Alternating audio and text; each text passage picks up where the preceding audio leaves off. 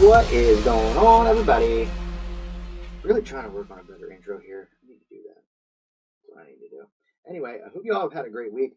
We are coming back in. Well, I'm coming back in with another minisode on Dead Men Tell Tales. As always, I am the host for this, Steve. And on this episode, we're going to follow up with that Louisiana purchase with the Lewis and Clark expedition, which is actually pretty cool. Side note, if any of you guys get the opportunity, you need to watch Almost Heroes. Okay, it is with Chris Farley and Matthew Perry, and in my opinion, I mean, I know it's not because Mel Brooks already took this, but it is like it's a parody on the Lewis and Clark expedition before parodies were a big thing. I love it. My brother loves it. We quote it quite often. So yeah. Without further ado, though, guys, here is the Lewis and Clark expedition. So it took place from 1804 to 1806.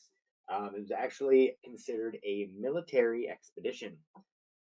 Yeah, yeah. Rather than an legit just exploration expedition, like Columbus was, like Magellan was, like all of those guys were. No, this was a military expedition. It was led by Captain Meriwether Lewis and Lieutenant William Clark. The goal of this was to explore the Louisiana Purchase and find a way to the Pacific Northwest. The theory of the time was that there was a way to get to the Pacific Ocean via waterway.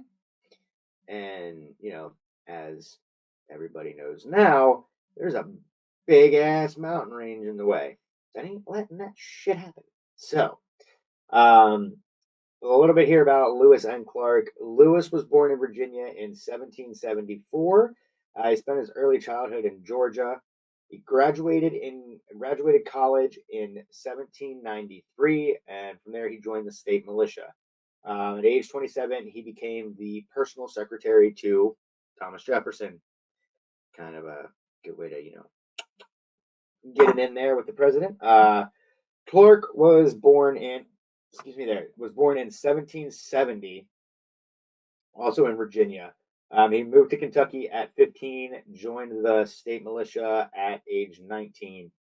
He served with Lewis and eventually received commission as lieutenant from, I believe that's George Washington. Yeah, work on my handwriting. Damn. He returned to manage the family estate in 1796. 7 years later, Lewis asked him to accompany him on this military expedition. I'm just gonna call it an explorer. We're going exploring. That's what I'm calling it. Ain't no fucking military expedition. Kiss my ass. Uh, before negotiations were finished, Jefferson was already talking to Congress about this expedition, this exploration expedition. So like the details weren't even final yet on the Louisiana Purchase. Nothing was signed yet, and Jefferson's already like, "Hey, Congress, how about we fit these guys here with some shit? We're gonna call it. I'm gonna call this a military expedition because that's the only fucking way you assholes are gonna give me money to do this. That's what we're gonna do." So that's what he did. He was talking to them to get money to obviously send Lewis and Clark on their expedition. With that, Jefferson appointed Lewis as the commander, called the Corps of Discovery. You heard that right, the Corps of Discovery.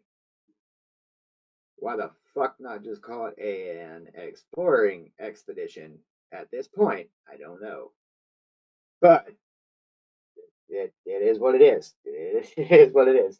In 1803, Jefferson sent Lewis to learn all kinds of medicinal cures, astronomy, how to preserve plant animal specimens, longitude, latitude, fossils. Like he's starting to learn all this stuff. Like he prepared him for this, which is really cool. Who the hell wants to just, hey man, go, like, and not know shit? Get it? I mean, that was a really, I didn't know that actually. Lewis also brought along a Newfoundland dog named There ain't no fucking way. Ain't no way it's semen. Hold on, I gotta look this up. I refuse to believe that these whole guys. There ain't no way. I think it's Seamus. I think it's Seamus.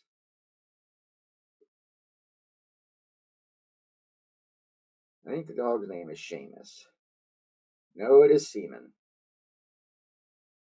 Seaman the dog. Oh my god. Oh my god. Okay, I did write that right. I don't have an explanation on this, guys. I don't know why the hell you would name your dog that. But anyhow, anyway, um, it was the only animal to actually survive. Like they did not eat the dog, and obviously shit got rough. Like when you hit there, I believe they hit the Rocky Mountains. We'll get into this, but I'm 95% sure they hit the Rockies in like right before winter. So like shit got rough. Um, the diplomatic exploit. And this was also known as a diplomatic expedition as well. So, like, not only was it a military expedition, and with the Corps of Discovery, it was also a diplomatic expedition. Which is, I'd love to find one of these. Like, I don't even know if they still exist, but I'd love to find one. At least, see one in person. The U.S. Mint actually made Native American peace medals. So on their journeys, and they came across different tribes, they would hand these medals out as like peace medals. So I would love to I'd love to come across one of them.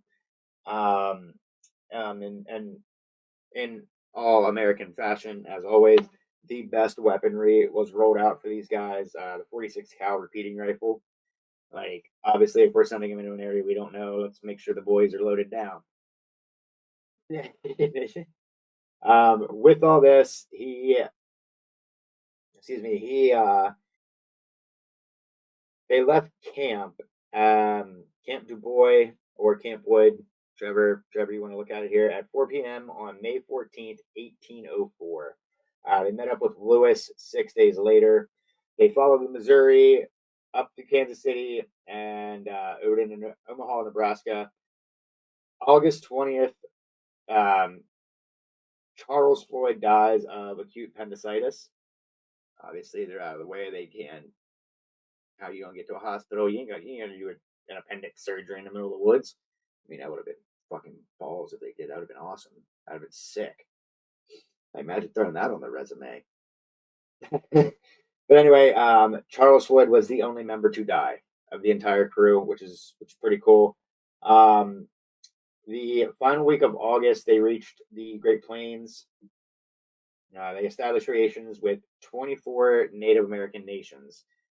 Um, they had issues with the Sioux, which I mean, you follow the main podcast, we'll be getting into them.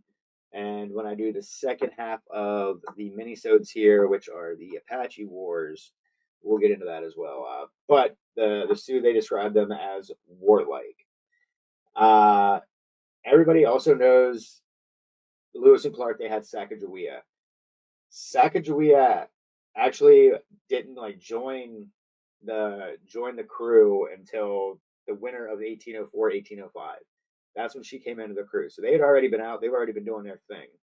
Um, they sighted the Pacific Ocean November 7th, 1805, and they arrived at it 2 weeks later. So I don't know if maybe they saw the Pacific Ocean from like the top of a mountain and it took them 2 weeks to get there, if they just diddle daddled around to get there, or what it was that took 2 weeks to get their happy asses there, but it took 2 weeks to get it once they saw it. And then in 1806, they began that journey home. Now, obviously, that is the expedition out, and just me briefly hitting saying that there was a journey home. There was a lot more that went on with that. Like there was stuff that was set up, settlements and stuff like that.